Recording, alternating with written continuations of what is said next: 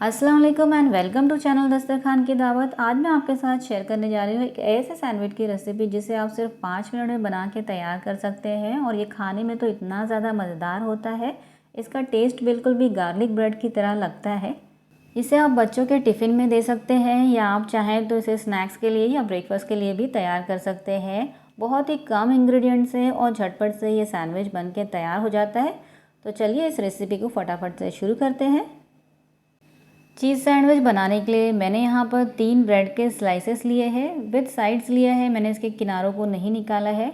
यहाँ पर मैंने 3 चीज़ के स्लाइसेस लिए हैं, थोड़ा सा नमक लिया है, थोड़ा सा काली मिर्च पाउडर लिया है, ऑरिगेनो लिया है और चिली फ्लेक्स लिया है।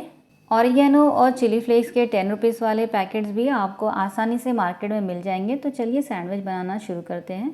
तो यहाँ पर मैंने एक चॉपिंग बोर्ड के ऊपर ब्रेड के स्लाइसेस को रख दिया है। मैं 3 ब्रेड के स्लाइसेस से सैंडविच बना के तैयार कर रही हूँ। आप जितनी मर्ज़ी चाहें उतनी सैंडविच बना के तैयार कर सकते हैं। तो अब इसके ऊपर हम रख देंगे चीज़ स्लाइस। हर एक ब्रेड के ऊपर हमें एक चीज़ स्लाइस रख देना है। और अगर आप चाहें तो चीज़ स्लाइस की जगह पे मोज़रेला चीज़ या तो आप चाहें तो चीज़ क्यूब्स का इस्तेमाल भी कर सकते हैं, लेकिन चीज़ स्लाइस को हैंडल करना बहुत ही आसान होता है और बहुत ही आसानी से ये मेल्ट भी हो जाता है।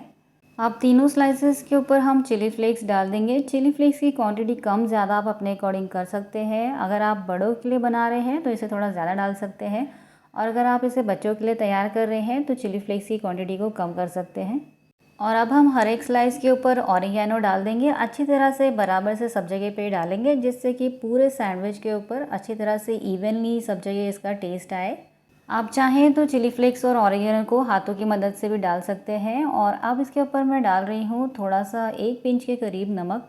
इसे डालना ऑप्शनल है, आप चाहें तो इसे डालें वरना आप इसे डालना स्किप भी कर सकते हैं। और उसके बाद हम इसके ऊपर डाल देंगे 1 पिंच के करीब काली मिर्च पाउडर। इसे भी डालना ऑप्शनल है, आप चाहें तो इसे भी स्किप कर सकते हैं। बस नमक और काली मिर्च से थोड़ा सा टेस्ट और ज़्यादा इन्हांस हो जाता है। अब यहाँ पर मैंने एक आयरन का तवा लिया है और इसे मीडियम फ्लेम पे गरम कर लिया है। आप चाहें तो इसकी जगह पे ग्रिल पैन या तो नॉन स्टिक पैन का इस्तेमाल भी कर सकते हैं। और अब इसके ऊपर मैंने 1 टेबलस्पून के करीब ऑयल डाल दिया है और अब फ्लेम को मैंने लो कर दिया है। और अब ये जो तैयार किए हुए ब्रेड के स्लाइसेस है उसे हम तवे में डाल देते हैं।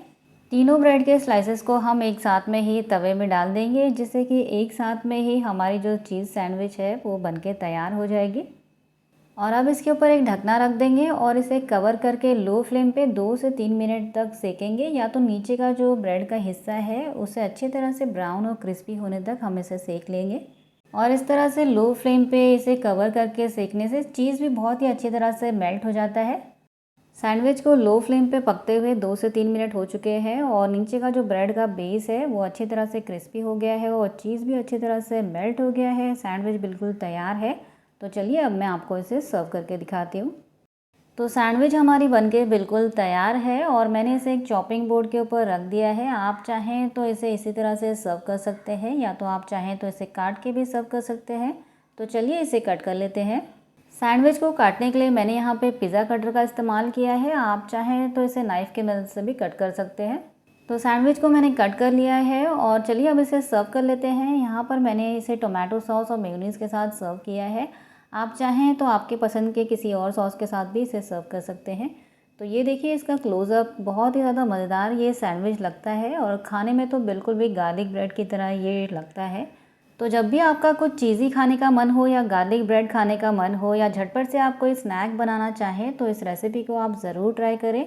तो अगर आपको ये रेसिपी पसंद आई है तो प्लीज़ इस वीडियो को लाइक कीजिए, चैनल को सब्सक्राइब कीजिए। मिलते हैं ऐसी ही मज़ेदार और एक्साइटिंग रेसिपीज़ के साथ। तब तक के लिए अल्लाह हाफ़िज़।